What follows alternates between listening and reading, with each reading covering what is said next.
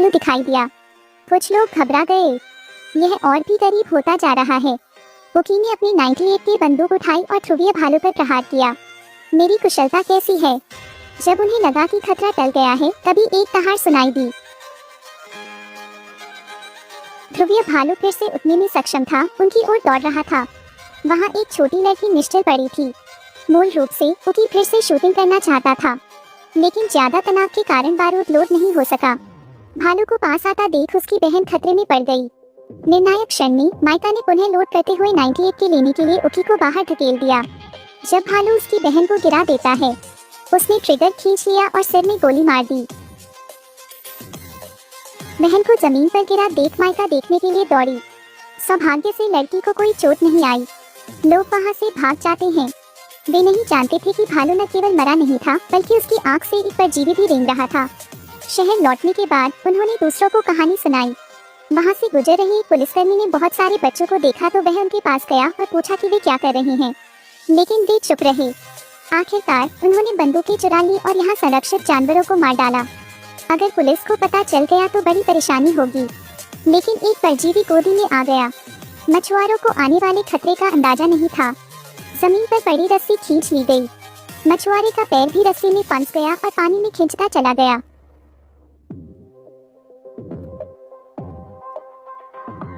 इस बिंदु पर ओकी फिर से दृश्य में लौट आई। उसने पाया कि ध्रुवीय भालू का शरीर गायब हो गया था। उसने उत्सुकता से इधर उधर देखा तो देखा कि एक जंगली हिरन एक मृत शरीर को खींच रहा है और यह शरीर मछुआरे का है। लेकिन उसे डर नहीं लगा, बल्कि वह देखने के लिए दौड़ पड़ी।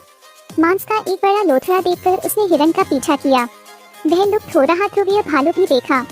वह मांस का लोथड़ा जालों से ढका हुआ था। बहुत अजीब। यह वह प्राणी है जिसने ध्रुवीय भालू को फिर से जीवित कर दिया। जबकि ओकी देख रही थी, एक ध्रुवीय भालू ने उस पर पीछे से हमला किया, जिसके मुंह से कई घृणित तंबू निकले हुए थे। ओकी ने अपनी बेल्ट से चाकू निकाला और उसे मार डाला। उसने उसके शरीर को दूर धकेल दिया, फिर तेजी से भाग गई। लेकिन ध्रुवीय भालू परजीवियों से संक्रमित होता है और जंगली हिरन आते हैं। भालू की आंख से एक तंबू रेंगकर बाहर निकला और पाया कि वह वहीं मरा पड़ा है, तो वह गुस्से में दहाड़ने लगा। ओकी के वापस आने के बाद उसने ये सारी कहानियां अपने दोस्तों को बताईं, लेकिन वे इस पर विश्वास नहीं करते। लेकिन ध्रुवीय भालू बदला लेने के लिए शहर में आया है। पहला शिकार एक पुलिसकर्मी था। उसने एक ध्रुवीय भालू देखा, इसलिए उसने उसे भगाने की कोशिश की, लेकिन एक भालू परिवर्तित था। यह पुलिस पर हमला करने के लिए दौड़ता है। परजीवी पुलिसकर्मी के शरीर में घुस गया। ओकी अपने दोस्तों को यह समझाने की कोशिश कर रहा था कि उसने क्या देखा था, लेकिन वह पुलिसकर्मी अचानक गुस्से में आ गया। लुक में कुछ गड़बड़ है। राक्षस का लक्ष्य स्पष्ट था। यह सीधे ओकी के स्थान पर गया। हाथ की हथेली से तंबू फैला हुआ। यह दृश्य देख घर के लोग भाग खड़े हुए।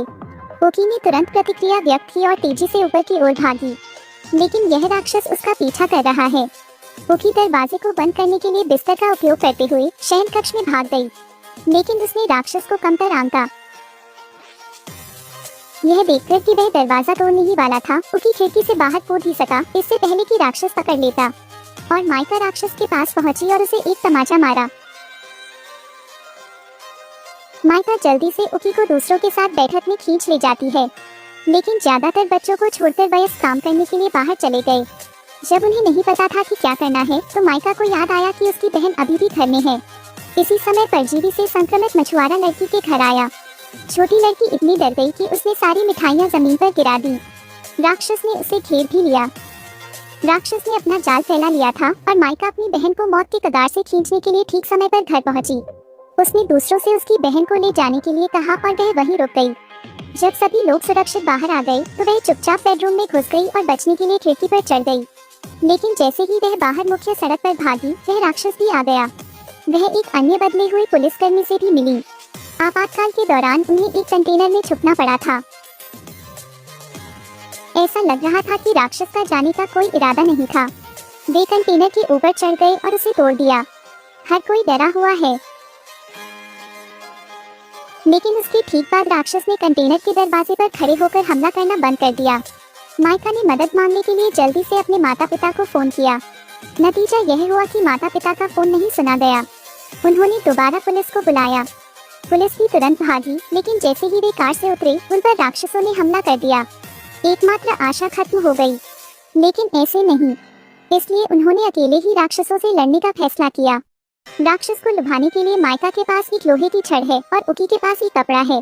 राक्षस ने कपड़े देखने के बाद जैसा सोचा था वैसा ही हुआ। माइका ने राक्षस पर जोरदार वार किया। वे कंटेनर से बाहर भाग गए, बाकी अभी भी उसमें थे। पता चला कि उनका मकसद भागना नहीं बल्कि हथियार तैयार करना था। राक्षसों से लड़ने के लिए तैयार होने के बाद वे तीनों निकल पड़े। लेकिन जब उन्हें पता चला कि दोनों राक्षस कहीं नहीं मिले, लेकिन उन तीनों का उन्हें जाने देने का कोई इरादा नहीं था। वे इधर उधर देखने लगे।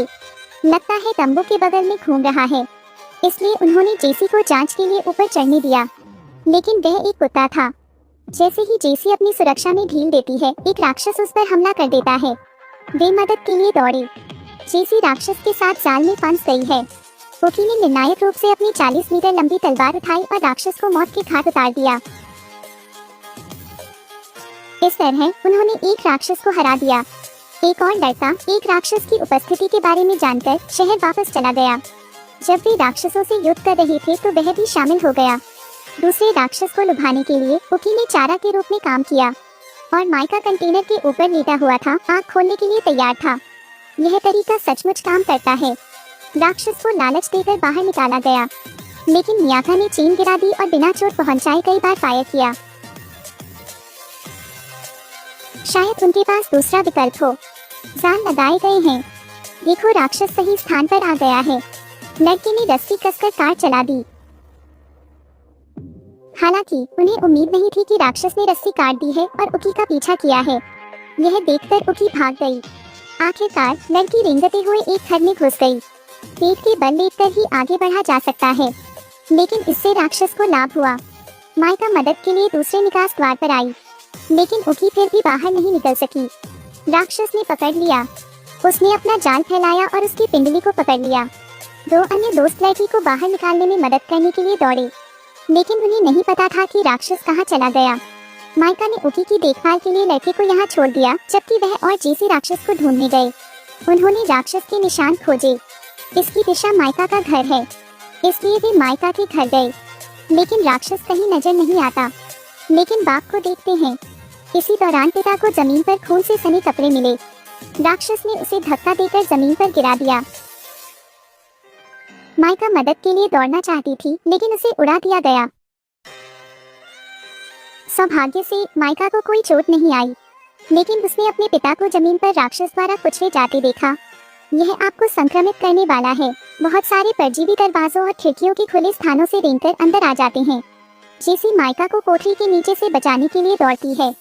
जब पिता संक्रमित होने वाले थे तो माइका ने जमीन से भाला उठाया और उस पर घूम दिया। फिर दोबारा काटा गया। आखिरकार राक्षस का समाधान हो गया और बचे हुए परजीवी जो खिड़की से रेंग रहे थे भी मर गए। अंत में सभी मातृ परजीवी चले गए। उन्होंने केवल कुछ राक्षसों को ही नहीं मारा। यह एक परद्रही प्राणी है जो पृथ्वी पर आक्रमण कर रहा है।